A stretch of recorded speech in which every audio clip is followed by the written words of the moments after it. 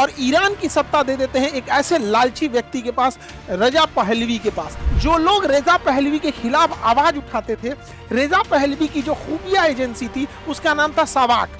Reza Pahlavi सबाक की मदद से उन लोगों को घर से उठवा लेता था। वो रेजा पहलवी की जो पुलिस थी, यानी जो पुलिस और पैरामिलिट्री को लगाकर इसने उन लोगों पे गोली चला दिया, जिसे ब्लैक फ्राइडे कहते हैं। राजा को लग गया अब यहाँ रहेंगे तो कहीं जेंजी की तरफ मिल के मारे सब मत। यहाँ पे ईरान के लोगों का कहना था ये जहां भी शरण ले इसको खींच के लाइए, फांसी दिया जाएगा चोट्टा को। यहाँ पे कैसे एक वेस्टर्न कल्चर को छोड़कर इस्लामिक रिवॉल्यूशन की ओर ईरान चला गया और कैसे आयतुल्लाह खामैनी का उदय होता है और क्या ये सिनेरियो होता है, आईआरजीसी कैसे बनती है, ये हम शुरू से देखते हैं। देखिए, ईरान में पेट्रोलियम की खोज हो गई। ईरान से अंधाधुंध पेट्रोल लेके अमेरिका और ब्रिटेन जा रहे थे, लेकिन ईरान के एक प्रधानमंत्री होते हैं, नाम होता है मूसाडेक, मोहम्मद मूसाडेक। ये क्या करते हैं, ईरान की जितनी पेट्रोलियम कंपनी थी जिसे ब्रिटेन और अमेरिका तेल निकालती थी, उन कंपनियों को इन्होंने नेशनलाइज करके सरकारी घोषित कर दिया और रातों रात ब्रिटेन और अमेरिका की कंपनी को जाना पड़ा। इससे वहां के लोग बहुत खुश हुए और रातों रात मूसाडेक वहां के हीरो बन गए। लेकिन अमेरिका और इसकी ब्रिटेन की खुफिया एजेंसी, अमेरिका का CIA और ब्रिटेन के MI16, ये मिलकर इनकी तख्ता पलट कर देते हैं और इन्हें गिरफ्तार करा देते हैं और ईरान की सत्ता दे देते हैं एक ऐसे लालची व्यक्ति के पास, रेजा पहलवी के पास। और रेजा पहलवी जब आता है तो रेजा पहलवी वहां पर एक राजतंत्र ला देता है और रेजा पहलवी अमेरिका के इशारों की कठपुतली बन जाता है। रेजा पहलवी के आने के बाद ईरान के जितना पेट्रोलियम है उसे अमेरिका निकालता है, उसे रिफाइन करने का भी अमेरिका करता है, बेचने के लिए डॉलर का यूज करता है, इवन उस पेट्रोलियम को रखने के लिए भी अमेरिका की कंपनी करती है। यानी तेल तो था ईरान का, लेकिन पूरा मलाई खा रहा था अमेरिका। यह बात वहां के लोगों के अंदर तो चुभ रही थी और रेजा पहलवी के खिलाफ लोग हो गए थे ईरान के लोग। लेकिन इसके खिलाफ जब आवाज उठाया गया तो रूहुल्लाह खोमैनी ने इसके खिलाफ सबसे भरपूर तरीके से आवाज उठाया। लेकिन रूहुल्लाह खोमैनी के इस आंदोलन को रेजा पहलवी ने बहुत सख्ती से दबा दिया और रूहुल्लाह खोमैनी को ईरान छोड़कर जाना पड़ा।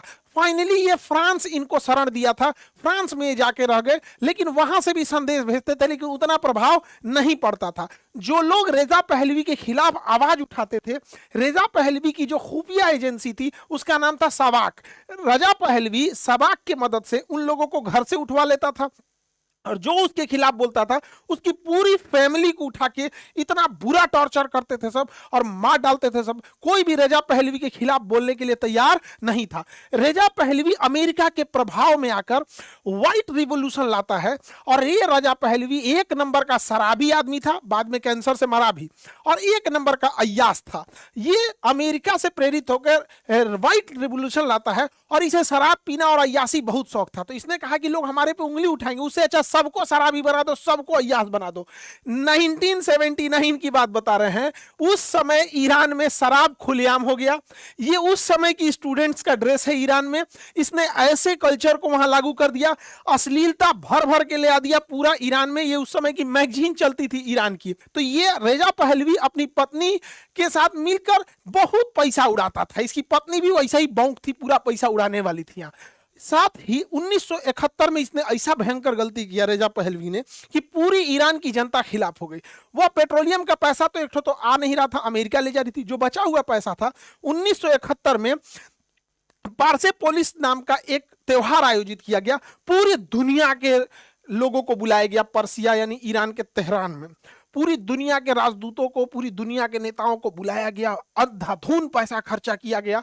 दुनिया में इसकी आलोचना हुई, भैया इतना खर्चा करने की क्या जरूरत थी। पेरिस में बैठे जो और जिन्हें ईरान से निकाल दिया गया था, रूहुल्लाह खोमैनी, पूरी भरपूर आवाज उठाएं।